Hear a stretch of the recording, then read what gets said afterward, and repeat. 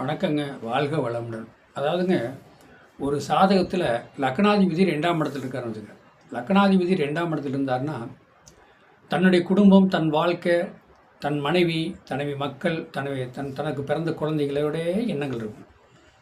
அப்போ லக்னாதிபதி 2ஆம் இடம் தான் தனம், குடும்ப, வாக்கு.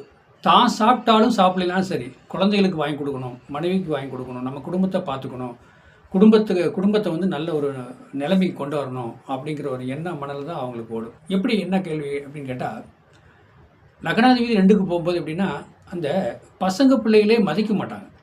எனக்கு அது வாங்கி கொடு, இது வாங்கி கொடு கேட்பாங்க. அதை வாங்கி கொடுக்க முடியலன்னா ரொம்ப வித்தியாசமாக நினைப்பாங்க. ஒரு அப்பாங்கிற ஒரு மரியாதை இல்லாமையே பேசுவாங்க. அந்த பிள்ளையும் பேசும், பையனும் பேசும்.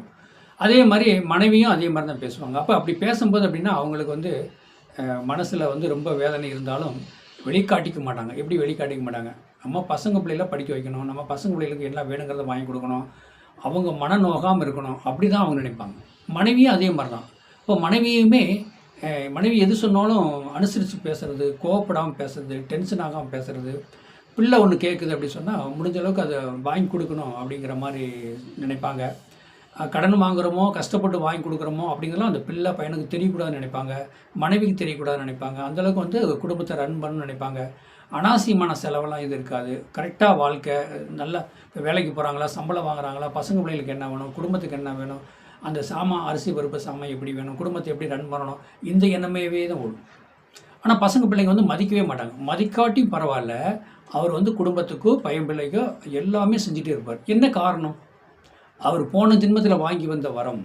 ஆனால் அவர் என்ன நினைப்பார், என் பையன் பிள்ளை திட்டுவாங்க, அது வேணும் இது வாங்கன்னு கேட்பாங்க, நான் எப்படியோ கஷ்டப்பட்டாது அவங்களுக்கு வாங்கி கொடுப்பேன், அவங்கள மனங்கோணாக வச்சுருப்பேன், என் மனைவியும் அதே மனங்கோணாக வச்சுருப்பேன்னு அவர் சொல்லுவார்.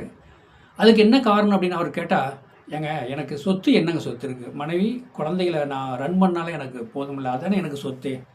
ஆனால் பின்னாடி இன்றைக்கி அவங்க என்னை பேசுவாங்க, திட்டுறாங்க, அது வாங்கி கொடுக்கல, தகுதிக்கு மீறிய வாழ்க்கையை ஆசைப்பட்றாங்க. பசங்களெல்லாம் தகுதிக்கு மீறின வாழ்க்கையை ஆசைப்பட்றாங்க. ஒரு சாதாரண ஒரு மொபைலுக்கு வாங்குறாங்க, 20,000 வேணும், அது எல்லாம் நெட்டு எல்லாம் கணக்கு பார்த்தீங்கன்னா அது ஏகப்பட்ட காசு வரும்.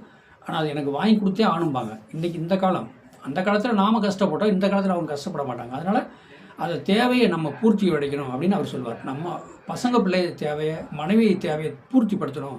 அப்போ தாங்க குடும்பத்தில் வந்து பிரச்சனை இல்லாமல், பிரிவினை இல்லாமல், மகளும் சரி படிப்பில் சிறந்து விளங்குவாங்க. நாளைக்கு அவங்களுக்கு மேரேஜ் ஆகி அவங்களுக்கு இந்த மாதிரி குழந்தைகளை செய்யும்போது அன்னைக்கு நினச்சி பார்ப்பாங்க, நம்ம வாழ்க்கை பின்னாடி குடும்பம் கஷ்டப்படக்கூடாதுங்க. அப்படி தான் நினைப்பார். ஒரு நல்ல மனிதன் வந்து தன்னுடைய வாழ்க்கைக்கு அப்புறம் குடும்பம், பசங்க பிள்ளைங்க கஷ்டப்படக்கூடாது. அந்தளவுக்கு நம்ம பொண்ணும் பொருளும் சேர்த்து வைக்கணும்.